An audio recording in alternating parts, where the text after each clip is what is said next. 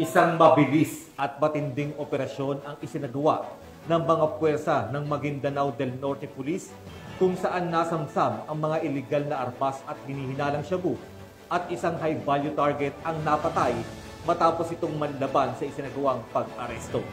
Nagpahayag naman ang PNP na paninindigan na ipagpapatuloy ang mga operasyon laban sa iligal na droga upang maprotektahan ang publiko at mapanatili ang kaayusan at kapayapaan sa lalawigan. Nakabalita diyan si Patrolwoman Marie Cris Lagrabe.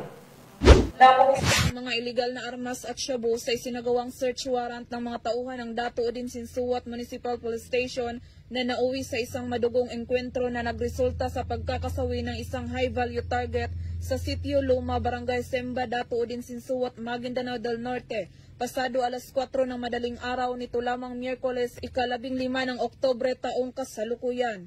Kinilala ni Police Lieutenant Colonel Ismail Madin, Chief of Police ng Dato Udin Sinsuat MPS ang nasawing suspect na si alias Trega, habang arestado ang anak nito na si alias Baribari at naitalang sugatan ang dalawang kasapi ng Philippine Marines.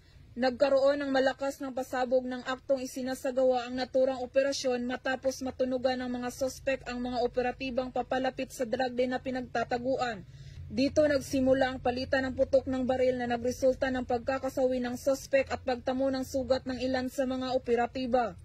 Na-recover sa naturang lugar ang mga light weapon firearms, small firearms, illegal na droga at iba pang drug paraphernalia. Nabatid na ang mga suspect ay responsable sa iba't ibang aktibidad tulad ng gun for hire, pagbebenta ng illegal na droga, taga-suporta rin ng Bangsamoro Islamic Freedom Fighters at pamamaril sa mga karatig lugar. Muling pinagtitibay ng Police Regional Office ng Bangsamoro Autonomous Region sa pamumuno ni Police Brigadier General Jason C. D. Guzman, Regional Director, ang kanilang dedikasyon sa mas pinaigting na kampanya laban sa mga illegal na aktibidad at nanawagan sa publiko na manatiling mapagmatyag at makipagtulungan sa mga otoridad upang mapanatiling ligtas ang komunidad ng Bangsamoro. Mula rito sa Rio ng Bangsamoro, ako ang inyong PNN correspondent, Patrolwoman Marie Cris Lagrabe, alagad ng batas, tagataguyod ng balitang pulis.